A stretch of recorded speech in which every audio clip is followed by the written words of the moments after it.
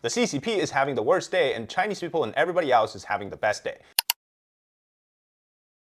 First of all, American and Taiwanese folks should actually be happy to know that the airspace above Beijing is as easy to fly through as turning on your tap.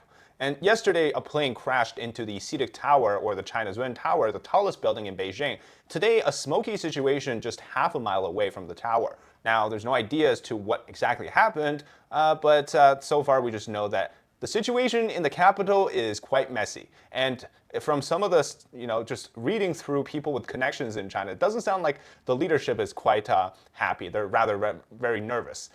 Some updates on that plane crash into Beijing's tallest tower. The official statement claims that the pilot of the plane, Liu Junhua, has died, and hints at it not being the same person as some of the rumors being spread online, a mid-level financial manager that works at CITIC who owns that building.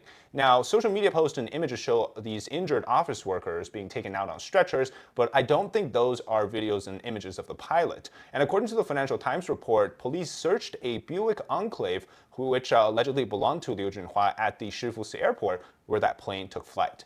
And it's just kind of crazy to me because I just learned that apparently this case was so sensitive in Beijing, the police went around to different dissidents to warn them not to talk about it, as in this event. But they only want to talk about it.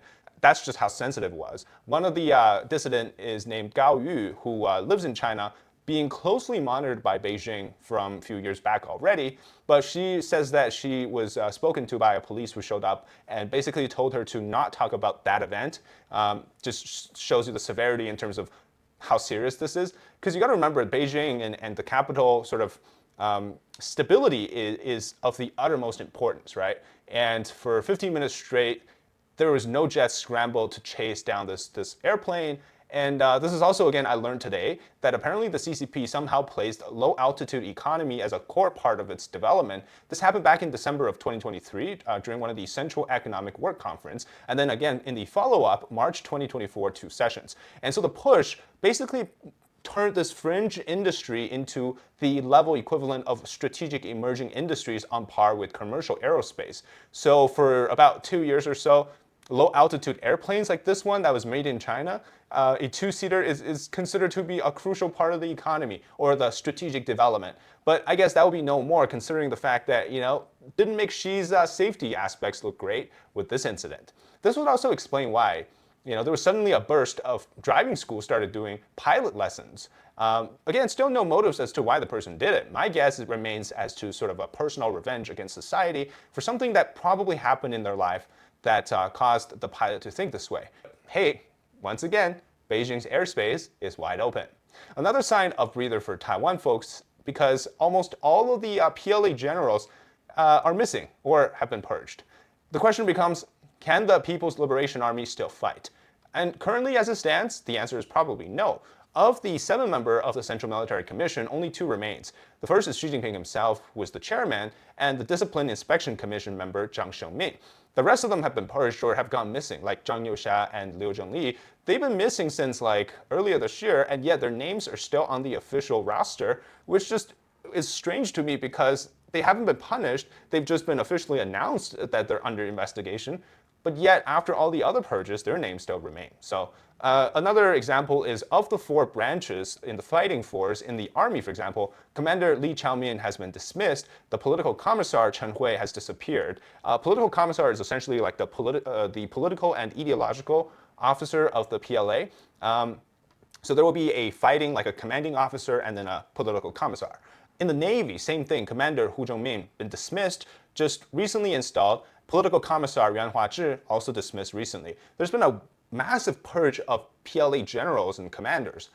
In the Air Force, Commander Chang Dingqiu, rumored to have died suddenly online, but as in online rumors, but again, probably purged. Political commissar Guo Puxiao also dismissed. Last but not least, in the Rocket Force, which oversees the hypersonic missiles, Commander Wang Houbin purged a year or 2 back. Political commissar Xu Xisheng dismissed. Now, of all these ones that have been dismissed, there's been no replacement yet. So who's running the show? Nobody knows. And the same thing happened in the 5 major theater commands, which essentially are directional commands that oversees the combination of different forces into a theater. And so the Eastern Theater, for example, is the one that oversees the invasion of Taiwan. Former commander Lin Xiangyang purged again a year or two back. In the southern theater, former commander Wang Xiubin purged. And the current commander, who for some reason has also disappeared. His name is Wu Yangnan.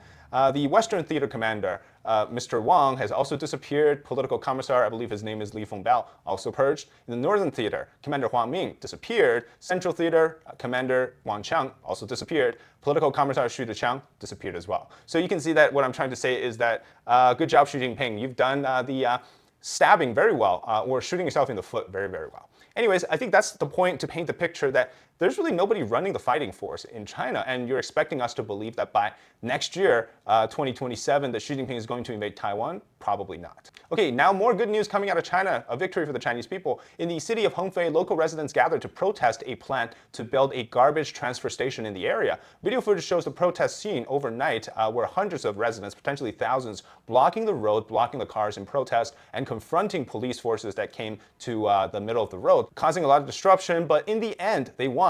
After protesting, the local officials came out to announce that the plan has been canceled. Now, this was after police showed up, and although it didn't turn violent, people were chanting things like protest, protest, and protest. And once the local official finished his speech, the city police deputy director also guaranteed the plan had been canceled. Although even though the situation is that they claim things are done, no more, in similar situations across China, usually the plan somehow makes its way back secretly a year or two later, or maybe even 6 months down the line. So this is not over. And what's interesting is after the speech ended, the civil officials' servants basically told everyone to applaud. But aside from those followers, none of the people there actually clapped because they don't trust them. And last but not least, more Tofu Dreg danger in China. A Paifeng gate collapsed and it allegedly took the lives of 7 people and caused many more injuries. Now, this may look like it's something that belongs in old dynasties, maybe thousands of years old, but they're actually recently built, newly built stuff within the last 5 to 10 years. It's a classic case of Tofu Dreg in China. You cut corners, you don't use the right quality material, you don't get what the construction standard would put it to. That's what causes it to collapse way before you expect something like that to do so. And in China, you don't get rained on, you get showered with Tofu Dreg material collapse. And that's Tofu Dreg. Thank you very much for watching this episode of China Weekly News Update. Please send me your thoughts in the comments if you like this kind of content, or if you have any suggestion for other formats, let me know as well. Thank you very much for watching. We'll see you next time.